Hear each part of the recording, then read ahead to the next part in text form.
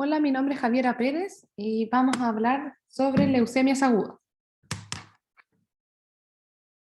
Ya, entonces lo primero es hablar un poco de la hematopoiesis normal y de la hematopoiesis en la leucemia aguda. Entonces, en la hematopoiesis normal nosotros tenemos una célula pluripotencial que se diferencia y da origen a todas las células de la sangre, ¿ya? En la médula ósea, la célula más inmadura que nosotros podemos identificar a través de la morfología es el blasto, que es esta célula que está acá en la imagen de la izquierda, ¿ya? Y este blasto, por distintos mecanismos, expresa los genes que darán origen al linaje eh, eritroide, que es la eritropoiesis, al linaje mieloide, que es la mielopoiesis, al linaje plaquetario, que es la trombopoiesis, ¿ya? Y también por otro lado al linaje linfoide, que es la linfopoiesis que no aparece en esta imagen. ¿Ya? Normalmente nosotros tenemos entre un 2 a un 4% de blastos normales en la médula ósea, ¿ya? En la leucemia aguda lo que sucede es que este blasto muta, ¿ya? Se producen mutaciones en el blasto normal y estas mutaciones le confieren ciertas ventajas sobre el resto en términos de sobrevivencia y proliferación, y este blasto pierde la capacidad de diferenciarse, ¿ya? Entonces este blasto patológico comienza a proliferar de forma descontrolada.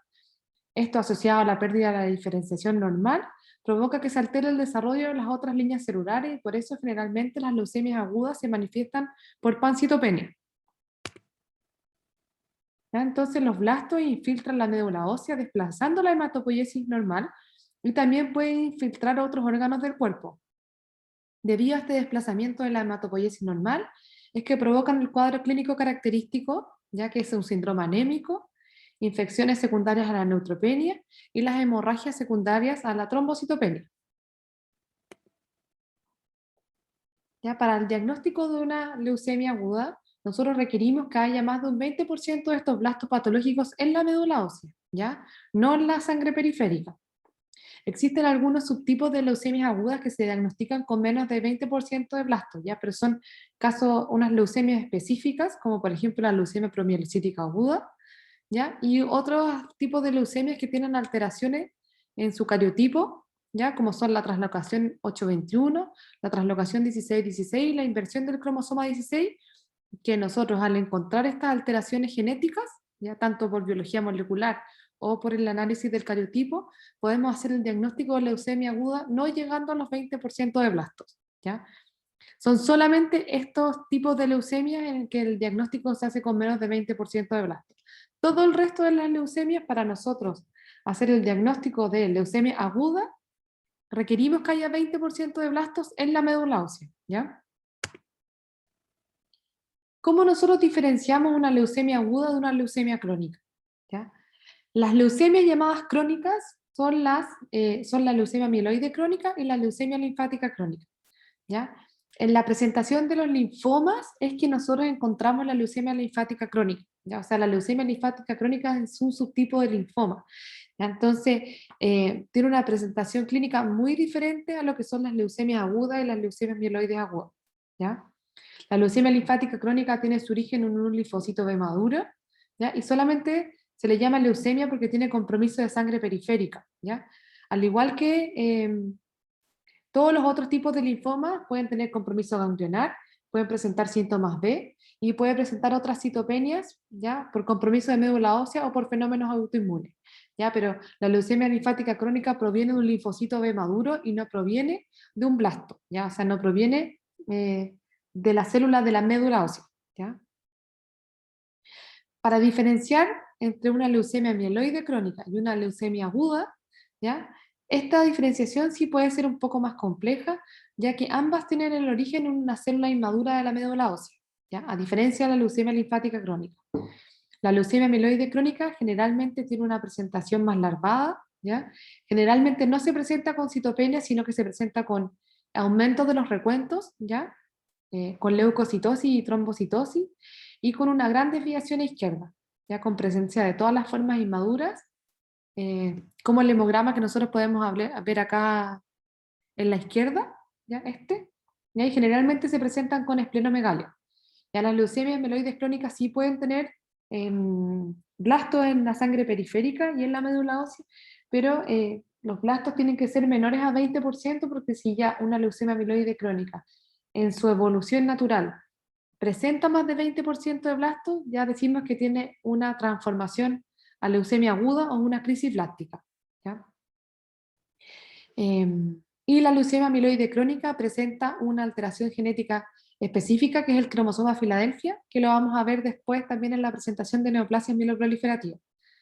¿Ya? A diferencia de las leucemias agudas, que tienen una presentación que es muy distinta. ¿Ya? Las leucemias agudas sí pueden presentarse con leucocitosis, ¿ya? Pero a diferencia de la leucemia amiloide crónica, en que nosotros encontramos de todas las formas inmaduras, la leucemia aguda generalmente se presenta con hiato leucémico, ¿ya? O sea que nosotros tenemos un porcentaje de segmentados bajo, ¿ya? Y tenemos formas más inmaduras como mielocitos o blastos en el hemograma, pero generalmente no presentan ni baciliformas ni metamielocitos, ¿ya? O sea, generalmente se salta esta etapa madurativa, ¿ya? Eso es el hiato leucémico, ¿ya? O sea, presencia de formas inmaduras, pero que no tenemos las formas intermedias de maduración, ¿ya? Por ejemplo, este hemograma de la derecha, en el que tenemos un 1% de segmentados, no tenemos ni una forma intermedia y tenemos un 87% de blastos. ¿Ya? Y como lo dice su nombre, en general las leucemias agudas son de inicio brusco, ¿ya? Y tiene el cuadro clínico que vimos previamente del síndrome anémico, de infecciones o de hemorragias, a diferencia de las leucemias crónicas, ¿ya? Entonces, así nosotros podríamos hacer la diferencia entre un paciente que se presenta con una leucemia aguda y un paciente que tiene una leucemia crónica. ¿Ya? En este hemograma de la izquierda, entonces, que es un hemograma muy típico de una leucemia amiloide crónica, podemos ver que el paciente tiene leucocitosis, ¿ya? Que no es muy grande, la verdad, pero tiene presencia de baciliformes, metamielocitos, mielocitos, promielocitos, y no tiene blastos, ¿ya?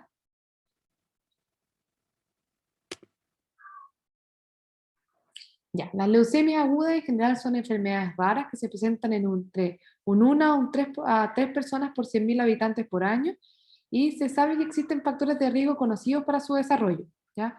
Para el desarrollo de la leucemia amiloide aguda, los más descritos y demostrados son la radiación ionizante y el uso de benceno, y para algunas leucemias linfoblásticas agudas hay virus como el Epstein-Barr que se asocian a su desarrollo, y para ambos se han descrito factores constitucionales como el síndrome de Down o la anemia de Fanconi que pueden preceder a una leucemia aguda, ¿ya?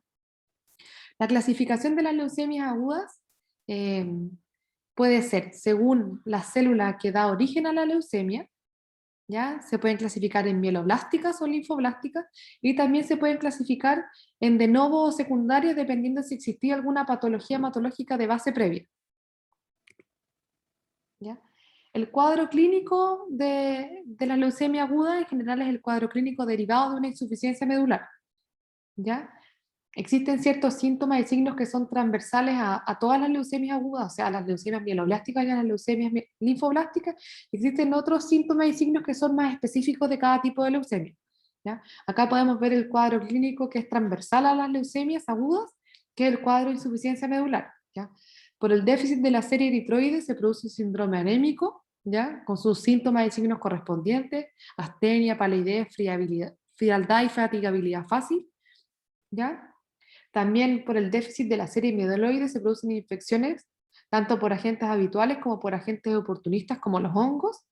En general el riesgo de infección es mayor cuando el RAN es menor a 500, y en todo paciente con sospecha de leucemia aguda que se presenta con fiebre en el servicio de urgencia o en la consulta, nosotros tenemos que hacer un examen físico muy exhaustivo de la piel, de la orofaringe, especialmente de los dientes y de las encías, hacer una anamnesis detallada síntomas urinarios y de síntomas gastrointestinales, ¿ya? E idealmente observar el tejido perirectal. Recordar que en los pacientes con neutropenia está prohibido hacer tacto rectal o tacto vaginal, entonces la idea es solamente mirar, ¿ya? Y por último, los síntomas derivados de la plaquetopenia, que son los sangrados, ¿ya? Hay algunas leucemias agudas que además de tener plaquetopenia pueden tener coagulopatía asociada, entonces estos pacientes tienen aún mayor riesgo de sangrado, ¿ya? Los pacientes con recuentos menores a 50.000 pueden producir sangrados con traumatismos mínimos, y en general los con recuentos menores a 10.000 pueden presentar sangrados espontáneos, ¿ya? Aquellas leucemias que además tienen alteración de la coagulación pueden presentar sangrados espontáneos con recuentos mayores, ¿ya?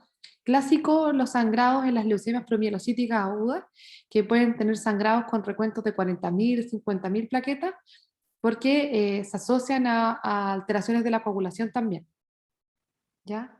Lo más grave es la presentación con una hemorragia intracerebral, ¿ya? Pero lo más típico es pacientes que se presentan con epistaxis, con gingivorragia, y hay otros más raros que son la hematuria y la rectorragia, ¿ya? El estudio de laboratorio siempre lo debemos iniciar con un hemograma, ¿ya? Y recuerden, como vimos en la clase de interpretación del hemograma, que siempre, siempre hay que solicitar con el frotis, ¿ya? ¿Por qué? Porque la máquina, o sea, que hace el recuento automático, puede confundir las células, porque como vimos en la presentación anterior, la diferencia la hace con el tamaño y con la complejidad de la célula, ¿ya? Entonces la máquina en verdad no sabe específicamente que esa célula, que es de ese tamaño y que tiene ciertos gránulos, es un monocito, sino que puede confundirla con un blasto, ¿ya? O un blasto, interpretarlo como que es un monocito. ¿Ya? Por eso es súper importante que nosotros veamos el frotis, ¿ya?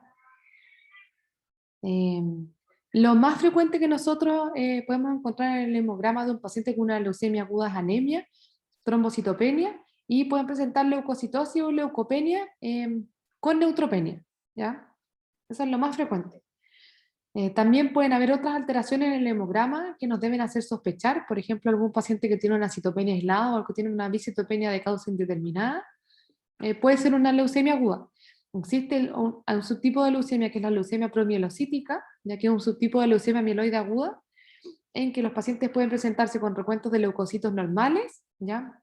Altos o bajos, pueden presentar un poco de anemia, en general se presentan con plaquetas bajas, pero lo característico es que en el diferencial nosotros tenemos un exceso de promielocitos, ¿ya? Entonces, eso nos debe hacer sospechar al tiro que este paciente tiene una leucemia promielocítica aguda, que es una emergencia hematológica, ¿ya? En el hemograma no necesariamente pueden haber blastos en sangre periférica, existen algunos casos en que los pacientes solamente presentan pancitopenia y cuando nosotros le hacemos el estudio de médula ósea encontramos los blastos en la médula ósea, ¿ya? Así que la presencia de blastos no es de regla en los pacientes en los que uno sospecha una leucemia aguda, ¿ya? Por eso nosotros debemos tener un alto índice de sospecha, sobre todo en los pacientes que se presentan con pancitopenia, ¿ya? Entonces, el frotis es muy importante, ¿ya? En la parte inferior del hemograma deberían describir si hay o no blastos y las características de los blastos, ¿ya? La mayoría de los blastos son células de tamaño mediano a grande, ¿ya? Como se ve en estas tres imágenes, que tienen un núcleo grande. El nucleolo es este como circulito más claro que se ve dentro del núcleo. Esto es el nucleolo. Hay algunos blastos que tienen un nucleolo único y hay blastos que tienen múltiples nucleolos, como este de acá, ¿ya? Tienen la cromatina laxa y tienen el citoplasma basófilo, ¿ya? Hay algunos blastos que tienen vacuolas, hay otros que no, y hay algunos blastos que tienen gránulos y otros blastos que no, ¿ya? En la leucemia promielocítica aguda son característicos los bastones de Auer, que es esta imagen de acá a la derecha, ya que son esos palitos que se ven en el citoplasma. Son típicos de la leucemia promielocítica aguda, pero no son exclusivos de la leucemia promielocítica aguda. ¿Ya? Otras alteraciones del laboratorio que nosotros podemos encontrar son alteraciones en los exámenes de coagulación. Es muy importante solicitar todo el estudio, sobre todo en los casos de sospecha de leucemia promielocítica aguda y en las leucemias monoblásticas, que generalmente se asocian a alteraciones de la coagulación, ¿ya? Siempre se debe incluir el tiempo de protrombina, el TTPA y los niveles de fibrinógeno, ¿ya? En el laboratorio general, en el estudio bioquímico, nosotros también podemos encontrar elevación de la LDH y del ácido úrico, que son indicativos de alta carga tumoral y de alto recambio tumoral, ¿ya? Y también podemos encontrar algunos elementos de lisis tumoral, como hipercalemia, hiperfosfemia, hiperuricemia, ¿ya? Hipocalcemia, ¿ya? También podemos encontrar hipercalemia e hipoxemia que se llaman espurias, que en general son secundarias a la leucocitosis, o sea, es como un error en la medición del laboratorio, no son reales, ¿ya? Entonces, en esos casos en que pacientes que tienen grandes leucocitosis sobre 100.000, y nosotros vemos que el paciente tiene una hipocalemia, lo ideal es repetirlo en el examen porque puede ser una hipocalemia o una hipoxemia espuria, ¿ya? ¿Qué técnicas de estudio hay para el análisis de una leucemia aguda? ¿Ya? En general, en toda sospecha de leucemia aguda, aparte del hemograma, nosotros debemos hacer un estudio de médula ósea, ¿ya? Porque es así como se confirma el diagnóstico, ¿ya? Aparte de la confirmación diagnóstica, el estudio de médula ósea sirve para tipificar el subtipo de leucemia y para buscar algunos factores pronósticos, ¿ya? El estudio que se realiza en las muestras de médula ósea en los pacientes con leucemia aguda es el mielograma, debemos hacer el inmunofenotipo, la biología molecular y el estudio citogenético, ¿ya? ¿Por qué? Porque antes antes se hacía el diagnóstico del subtipo de leucemia, o sea, de la diferenciación entre mieloblástica y linfoblástica solamente con la morfología, ¿ya? Pero hoy en día se sabe que la morfología no es suficiente para una correcta caracterización, por lo que nosotros debemos sí o sí hacer el análisis con el inmunofenotipo, ¿ya? Además, aparte del análisis de la morfología con el mielograma, es con esta técnica con la que se realiza el recuento y el porcentaje para el diagnóstico de la leucemia aguda, ¿ya? Con el mielograma. Con el inmunofenotipo nosotros hacemos la tipificación del subtipo de leucemia y con la biología molecular y con el citogenético nosotros buscamos estos factores pronósticos y también en algunos subtipos de leucemia se requiere encontrar ciertas mutaciones para hacer el diagnóstico, ya como en la leucemia preomielocítica aguda. Ya, entonces, ahora vamos a hablar un poco de los subtipos de leucemias agudas. La leucemia mieloide aguda es la leucemia más frecuente en adultos y generalmente se observa en mayores de 50 años. No existe diferencia entre sexos y tiene una incidencia entre 1 a 2 casos por 100.000 habitantes por año, ¿ya? La leucemia mieloide aguda se puede clasificar de distintas formas. Uno según la morfología, que era como la clasificación antigua de la FAB, que las clasificaba desde M0 a M7, ya que era solamente con el frotis, nosotros observando la célula podíamos decir si esta era una leucemia con diferenciación, leucemia sin diferenciación, leucemia megacardioblástica, etc.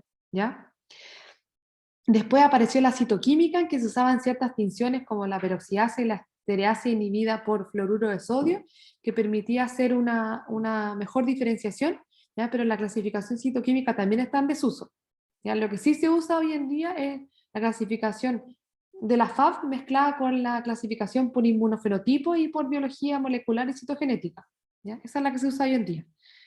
¿Ya? La clasificación según el inmunofenotipo es de acuerdo a los antígenos que presenta en su superficie y también está la clasificación por biología molecular y citogenética y la última forma de clasificarla es según si son de novo o si son secundarias, ¿ya?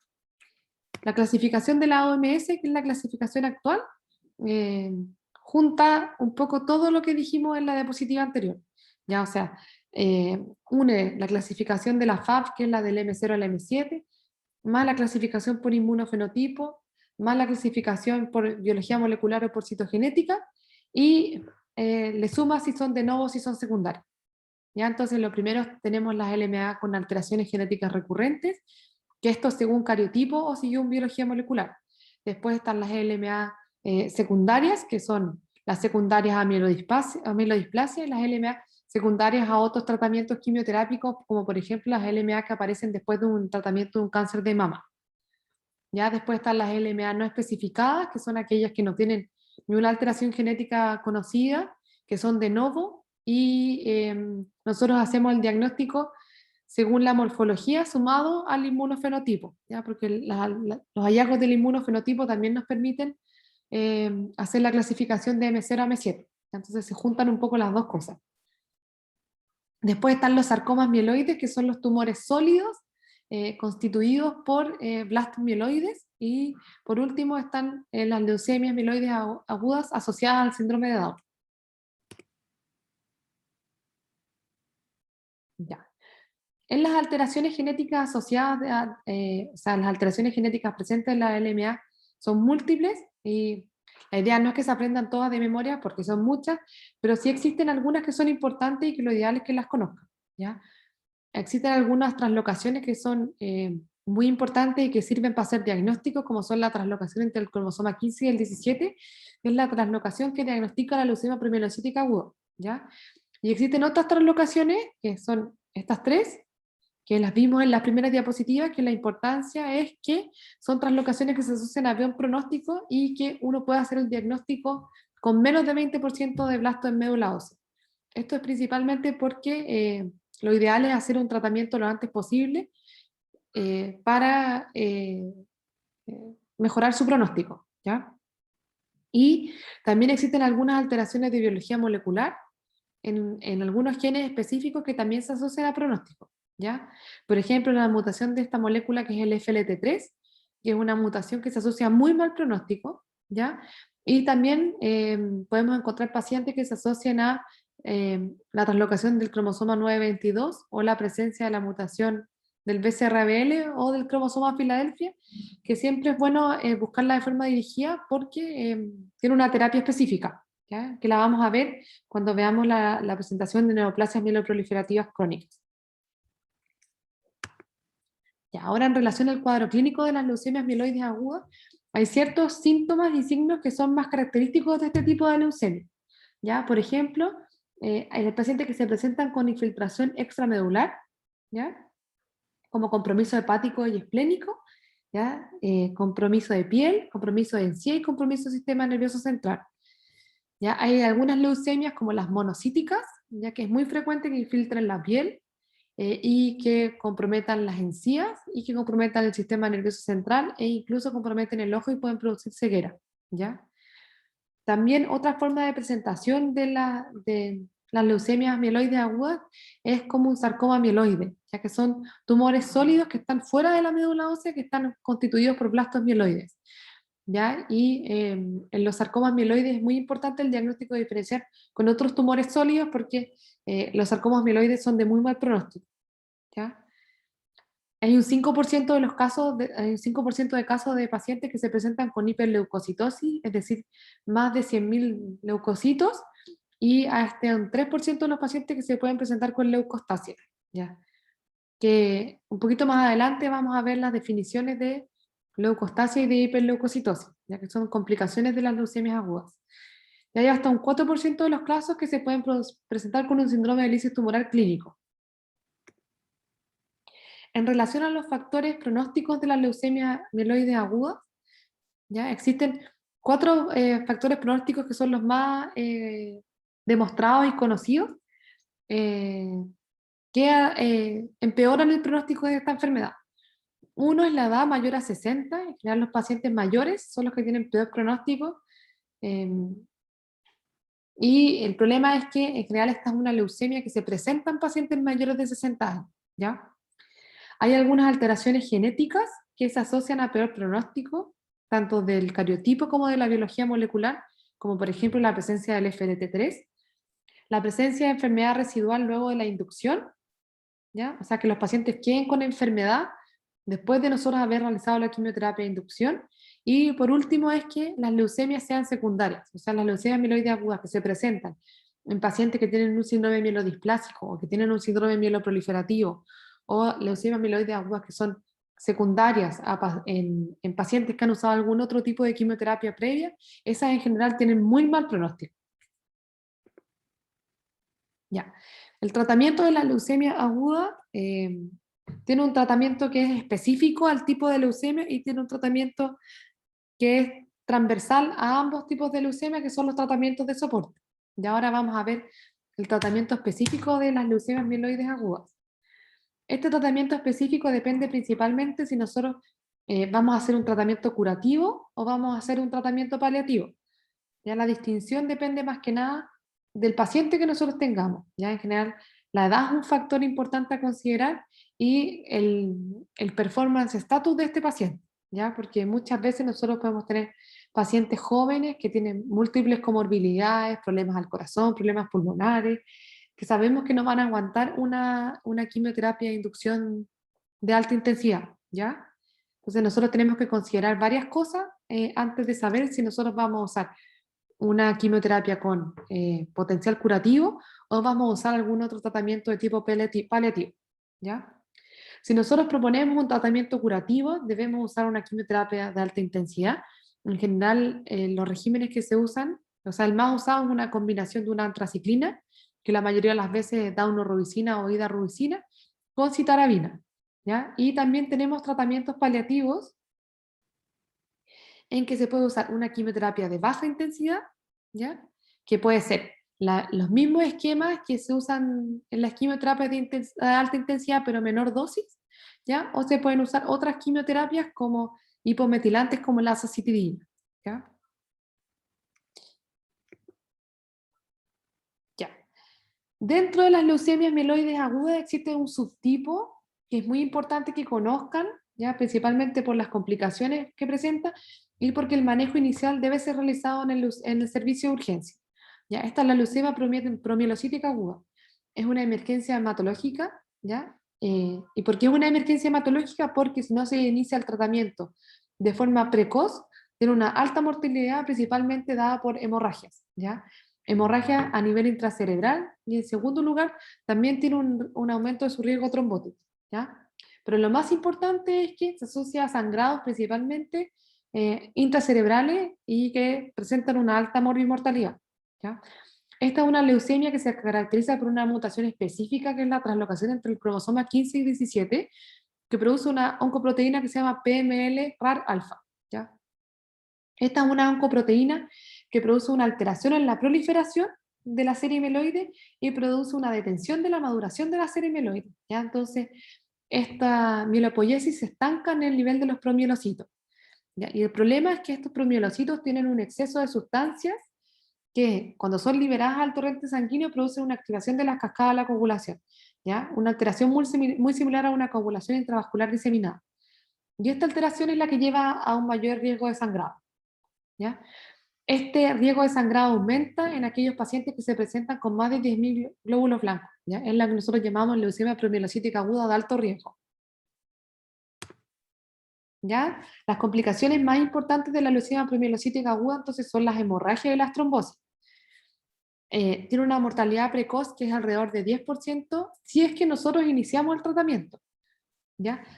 Si uno no inicia el tratamiento de forma precoz, la mortalidad puede ser mayor a 40%, ¿ya?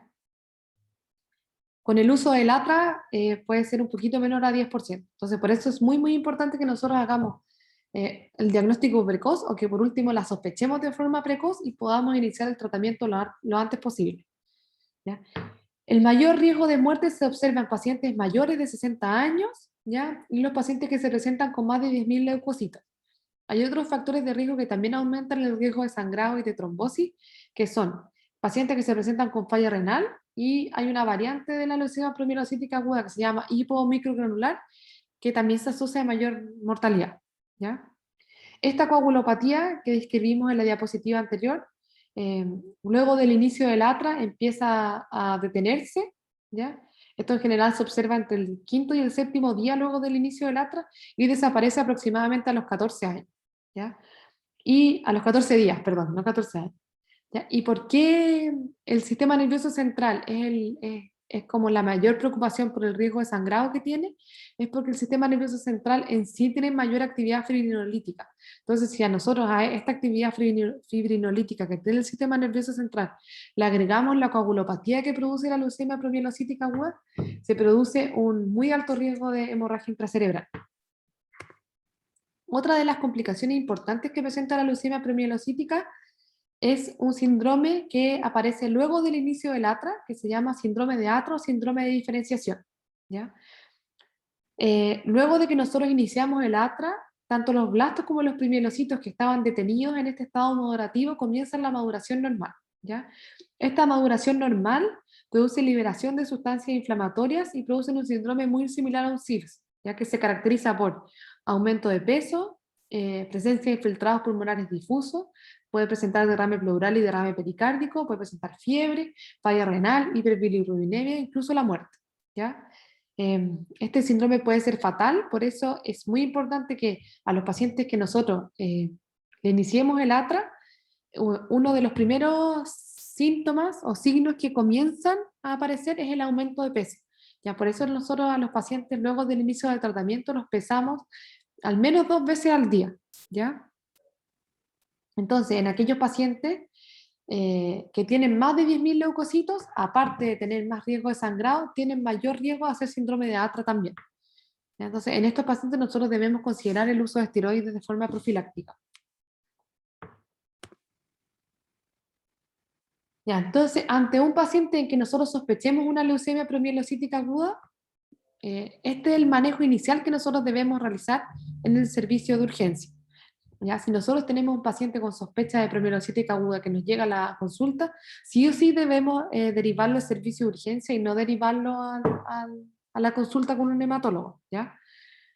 Entonces, ante toda sospecha, nosotros debemos iniciar el tratamiento lo antes posible. ¿Ya? Y el tratamiento es con el atra.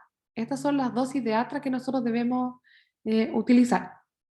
¿Ya? Otra cosa que debemos hacer es hacer un análisis seriado, o sea, al menos 2 veces al día debemos pedirle a los pacientes recuento de plaquetas y el análisis de la coagulación, ¿ya? Porque como se asocian a coagulopatía, nosotros debemos utilizar terapia transfusional un poco más intensa que la terapia transfusional que nosotros utilizamos en los otros pacientes con leucemia, ¿ya?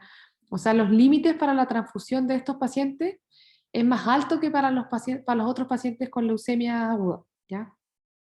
En los primeros días en que la coagulopatía está muy activa, nosotros usamos niveles de plaquetas alrededor de 50.000 para hacer las transfusiones. Debemos transfundir con crío precipitado a los pacientes con fibrinógenos menores a 150 y debemos transfundir con plasma fresco a los pacientes que tienen TP o TTPA elevado, ¿ya? Y lo otro que debemos tratar de hacer es ser lo menos invasivos posible, o sea, tratar de no usar catéteres venosos centrales ni líneas arteriales en los pacientes con promielocítica aguda. Ya. Entonces, ante la mínima sospecha de leucemia promielocítica aguda, debemos partir el ácido transretinoico, ¿ya? Después uno hace la confirmación o el descarte de la enfermedad. Este es un fármaco oral que debería estar disponible en todos los hospitales de Chile, ¿ya? Esa es la dosis, que son 45 miligramos por metro cuadrado y se administra cada 12 horas, ¿ya? Y además, como dijimos antes, el tratamiento de soporte es más agresivo que para las otras leucemias agudas. Debemos mantener un recuento de plaquetas mayor, entre 30 a 50.000 plaquetas, ¿ya? En general 50.000 en los pacientes que tienen mucha coagulopatía. Debemos sí o sí mantener un fibrinógeno más de 150 y debemos mantener un TP y un TTPA dentro de lo normal. Ya. Ahora vamos a hablar un poco de la leucemia linfoblástica aguda. Esta es la leucemia más frecuente en niños y en los adultos es menos frecuente que la leucemia amiloide aguda, ¿ya? Es alrededor de un 20% de las leucemias del adulto. Tiene una incidencia levemente mayor en hombres y tiene 2 pics de presentación, uno en los menores de 20 años, ¿ya? Y el otro pic es alrededor de los 60 años, ¿ya? Y los otros son los niños, ¿ya? Es una leucemia que hay 2 subtipos de leucemia linfoblástica aguda. Bueno, la verdad es que hay 3 subtipos de leucemia linfoblástica aguda. La leucemia linfoblástica aguda B, la leucemia linfoblástica aguda T y la leucemia NK, ¿ya? Y en general la leucemia linfoblástica B es mucho más frecuente que la T y que la NK, ya la ves alrededor de un 80% de las leucemias linfoblásticas agudas. Y en Chile la mediana edad de presentación son los 34 años y un 50% de los pacientes son menores de 30 años. ¿Ya? La clasificación actual que se usa de las leucemias linfoblásticas agudas eh, es la de la OMS, ¿ya? Y lo primero que nosotros debemos hacer para clasificarla es determinar la estirpe o la célula de origen, ¿ya? Esta se realiza con el inmunofenotipo, que las divide en B, en T y en NK, ¿ya? Al igual que la leucemia amiloide aguda, la clasificación de la OMS, que es la que se utiliza hoy en día, se basa en la morfología, en el inmunofenotipo, en la citogenética y en la biología molecular. ¿Ya? Entonces, las clasifican leucemias linfoblásticas B, N o S, que son todas las leucemias linfoblásticas B que no tienen ni una alteración genética conocida, ¿ya? Están las leucemias linfoblásticas B con alteraciones genéticas recurrentes, están las leucemias linfoblásticas T y están las leucemias NK, ¿ya? Al igual que en las leucemias mieloides agudas, la leucemia linfoblástica también se asocia a múltiples alteraciones genéticas, ¿ya? Tampoco deben aprenderse todas de memoria, pero existe un par que sí, bueno, la verdad, sí, un par que sí deben conocer, ¿ya? Sobre todo en la leucemia linfoblástica B, en que puede presentar una translocación, que es la que se produce entre el cromosoma 9 y 22, ¿ya? Que es la presencia del cromosoma Filadelfia. Al igual que las leucemias mieloides crónicas que tienen el cromosoma Filadelfia, la leucemia linfoblástica B también se puede asociar a esta translocación. ¿Ya? Porque es importante que conozcan esta translocación, la que se produce entre el cromosoma 9 y 22, porque es la translocación más frecuente en los pacientes adultos, ¿ya? Y es una translocación que generalmente es de mal pronóstico, o sea, antes era de mucho peor pronóstico que ahora, ¿ya? ¿Y por qué es esto? Porque hoy en día se pueden usar medicamentos que actúan en esta oncoproteína, ¿ya? Que son los inhibidores de tirosina quinasa. ¿Ya? Antes de que aparecieran los inhibidores de tirosina quinasa, esta era una leucemia que sí o sí tenía que ir a trasplante y que tenía muy mal pronóstico, ¿ya? Hoy en día, con el uso de los inhibidores de tirosina quinasa, todavía se recomienda que los pacientes se trasplanten, pero tienen mucho mejor pronóstico que antes, ¿ya? Hay otras translocaciones que son de mal pronóstico, como la translocación entre el cromosoma 4 y el 11, y los pacientes que presentan hipodiploidías, ¿ya? Estas son de muy mal pronóstico. Y hay otras translocaciones que son de mejor pronóstico, como son la translocación entre el cromosoma 12 y el 21, y los pacientes que presentan hiperdiploidías, ¿ya? Estas en general son de buen pronóstico. Para las leucemias linfoblásticas T y para las NK, la verdad es que no existen muchos datos en relación a alteraciones genéticas recurrentes, ¿ya?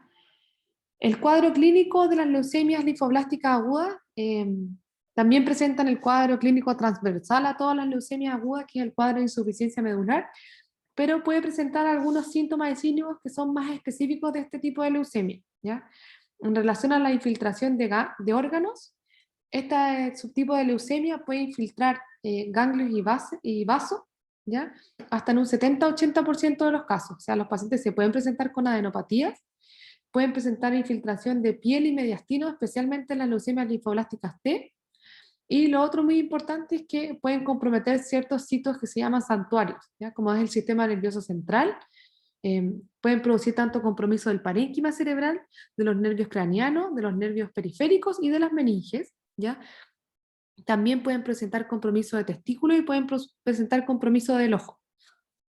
¿Ya? Es por esto que a todos los pacientes en que nosotros diagnosticamos una leucemia linfoblástica aguda, hacemos estudios de forma dirigida del sistema nervioso central, ¿ya?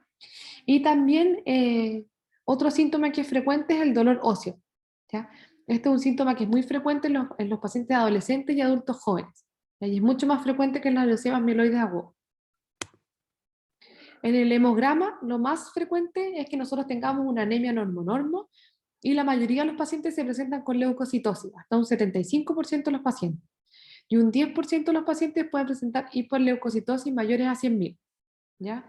La hiperleucocitosis es mucho más frecuente en los pacientes que tienen una leucemia linfoblástica T.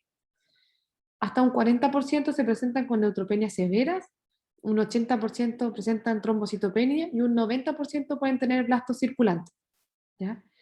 Por a la alta carga tumoral, generalmente se asocian a LDH elevada y pueden presentar síndrome de lisis tumoral espontáneo o luego del inicio de la quimioterapia, ¿ya? Y como también pueden infiltrar otros órganos, pueden presentar falla renal y falla hepática. Hasta un 20% de los pacientes pueden presentar disfunción hepática, ¿ya? Como esta es una leucemia que se puede presentar con adenopatías y con esplenomegalia y con dolor óseo, y también puede presentar un hemograma que sea informado con células atípicas. A veces no informan los hemogramas como blastos, sino que le ponen células atípicas nomás. Hay que tener harto cuidado con el diagnóstico diferencial con la mononucleosis infecciosa, ya que la mononucleosis infecciosa también a veces informan los hemogramas con monocitosis o con presencia de linfocitos atípicos. ¿Ya? Así que hay que tener harto ojo con el diagnóstico diferencial, sobre todo porque las leucemias linfoblásticas agudas se presentan en adultos jóvenes y en adolescentes. ¿Ya? Y también hay que tener harto cuidado con los llamados dolores de crecimiento. ¿Ya? Siempre debemos sospechar en niños y adolescentes que se presenten con dolor óseo una LLA, o sea, idealmente siempre pedir un hemograma, ¿ya? Y especialmente si este dolor óseo se acompaña de síntomas constitucionales. ¿Ya? Al igual que la leucemia amiloide aguda, también se asocia a ciertos factores pronósticos adversos. Dentro de los factores clínicos tenemos la edad. En general, las leucemias linfoblásticas agudas que se presentan en menores de un año son las que tienen peor pronóstico, ¿ya? Y las leucemias linfoblásticas agudas de los adultos. ¿Ya? La presencia de leucocitosis al diagnóstico, que tiene distintos puntos de corte para la leucemia linfoblástica B y para la leucemia linfoblástica T. ¿Ya? Para la B son más de 30.000 células y para la T son más de 100.000 leucocitos. El compromiso del sistema nervioso central al diagnóstico, quedar con enfermedad residual luego de la terapia de inducción, y hay algunas alteraciones tanto cromosómicas como moleculares, como las que vimos en unas diapositivas previas, que también se asocian a mal pronóstico. ¿Ya? Súper importante la presencia del cromosoma Filadelfia y los pacientes que tienen hipodiploidía. ¿Ya? Todos los pacientes que tienen todos estos factores pronósticos adversos de entrada deberían ser candidatos a trasplante halogénico luego de que obtengamos la remisión completa. Ya, el tratamiento de la leucemia linfoblástica también depende si nuestro objetivo es curar al paciente o nuestro paciente no es candidato a terapia curativa, sino que es candidato a terapia paliativa. ¿Ya? Existen múltiples esquemas de alta intensidad, o sea, hay múltiples esquemas con intención curativa descritos. Entonces, en verdad, cada país o cada hospital usa los protocolos que son más familiares para ellos, ¿ya? Pero lo que sí, en general, todos los regímenes contienen una inducción, una consolidación y una mantención, ¿ya? Generalmente la mantención es de 2 años, ¿ya? Y la mantención, el objetivo es que evite las recaídas precoces. Siempre, como dijimos antes, debe realizarse un estudio del sistema nervioso central, o sea, con estudio de líquido cefalorraquídeo, porque la leucemia linfoblástica aguda es muy frecuente que invada estos sitios santuarios, ¿ya? A veces los pacientes que no han recibido quimioterapias intratecales pueden hacer recaídas solamente en el sistema nervioso central en el largo plazo, ¿ya? Y en general las drogas que se usan para los esquemas de mantención casi siempre incluyen el metotrexato y la mercaptopurina, ¿ya?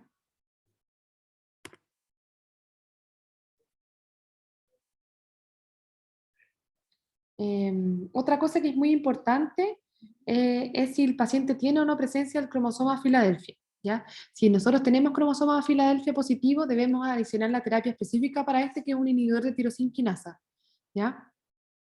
Existen distintos inhibidores de tirosina quinasa y ahí, según el perfil del paciente, ve cuál utiliza, pero generalmente se utiliza el dasatinib o el imatinib, ¿ya? La leucemia linfoblástica B, tipo leucemia de Burkitt, tiene un tratamiento específico que es diferente al resto de las leucemias, ¿ya? Que no lo vamos a ver en esta presentación. Y los pacientes que no son candidatos a terapia curativa pueden ir a terapia paliativa, que al igual que en la leucemia amiloide aguda, eh, pueden ser esquemas de quimioterapia similares a los quimioterapias que se usan con intención curativa, pero bajando la intensidad o quitando algunas drogas que son las que tienen más efectos adversos. ¿Ya? Ya. Entonces, las leucemias agudas tienen una alta morbimortalidad, principalmente dada por este cuadro de insuficiencia medular, pero también su morbimortalidad está determinada por las complicaciones que pueden presentar. ¿Ya? Una de esas complicaciones es la hiperleucocitosis, que es la elevación extrema de los glóbulos blancos. En general se define por recuentos mayores a 100.000. Las hiperleucocitosis más graves son las que se presentan en las leucemias mieloides agudas, porque los mieloblastos son más grandes y son más adhesivos que los linfoblastos. ¿Ya? Entonces, en general, en las hiperleucocitosis de las leucemias mieloides agudas se asocian a leucostasia. ¿Ya? Entonces, La leucostasia es una complicación que puede tener hasta un 40% de mortalidad. ¿Ya? Y la leucostasia es el lentecimiento que se produce del flujo sanguíneo por estos blastos circulantes en la microvasculatura. ¿Ya? O sea, como que enlentecen el flujo, entonces impiden que llegue la circulación a ciertos órganos. ¿Ya? Y los órganos más afectados son los pulmones, ya que pueden presentar desde disnea hasta un síndrome de distrés respiratorio, hasta hemorragias pulmonares. Puede presentar complicaciones a nivel del sistema nervioso central, como convulsiones, cefalea, signos de focalidad, incluso hemorragia intracerebral o hemorragia y trombosis en otras localizaciones. ¿Ya? También los recuentos de glóbulos blancos elevados, o sea, las hiperleucocitosis, se asocian a síndromes de lisis tumoral espontánea. Entonces, por eso es muy importante que nosotros tratemos de forma inmediata a los pacientes que se presentan con hiperleucocitosis. ¿Ya? El síndrome de lisis tumoral puede ser espontáneo o puede ser secundario al inicio de quimioterapia, ¿ya? El síndrome de lisis tumoral puede ser bioquímico o clínico y se utilizan los criterios de Cairo-Bishop para su diagnóstico, ¿ya? El síndrome de lisis tumoral bioquímico es el que presenta las siguientes alteraciones en los electrolitos, ¿ya? Una hipercalemia mayor a 6 o que aumente más del 25% de su nivel basal, hiperfosfemia mayor a 4,5 o más del 25% del basal, hiperuricemia sobre 8 o más del 25% del basal, o una hipocalcemia menor a 7 o una caída del 25% del basal. ¿Ya? Y la lisis tumoral clínica está determinada por la presencia de falla renal, que es la elevación de la CREA en 1,5 veces su valor normal, ¿ya? La presencia de compromiso cardíaco como arritmias o muerte súbita, y el compromiso neurológico determinado por la presencia de convulsiones, ¿ya? Otra complicación que pueden tener las leucemias agudas son los síndromes de vena cava superior en los pacientes que se presentan con masa mediastínica, ¿ya?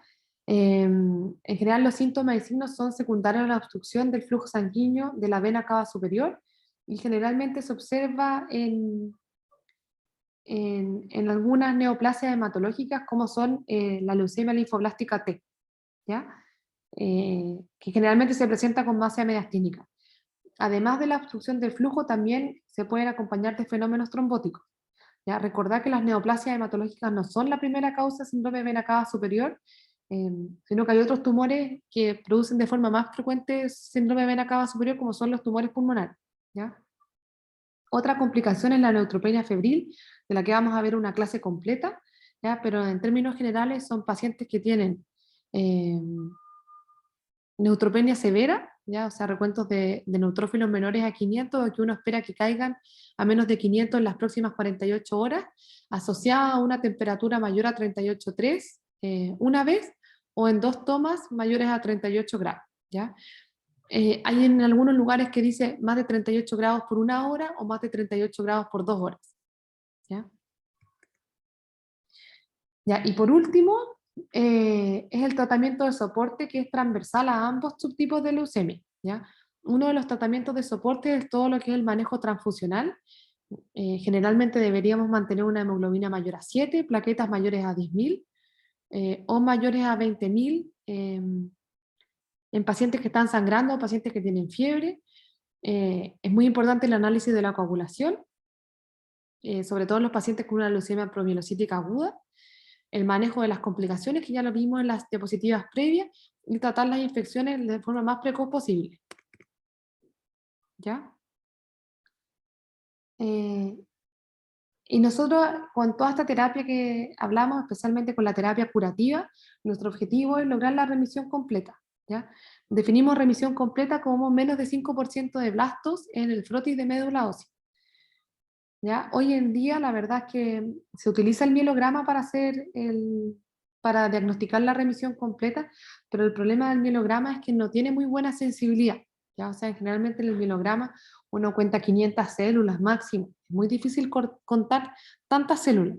Es por eso que se usan otras técnicas de laboratorio para buscar enfermedad residual.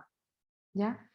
Y lo otro es que con el mielograma es muy difícil diferenciar si el blasto que nosotros estamos viendo es un blasto patológico o es un blasto normal. ¿Ya?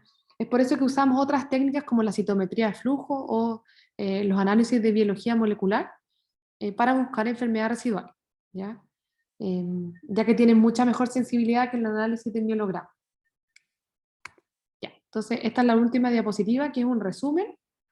¿Cuándo nosotros debemos sospechar una leucemia aguda?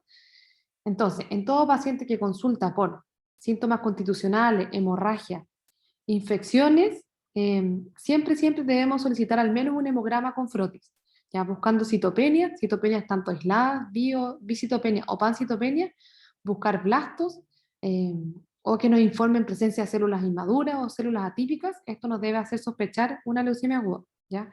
Pacientes que se presentan con hiato leucémico, pacientes que presentan eritroblastos, leucocitosis y que nos describen también bastones de agua en el frotis, ¿ya?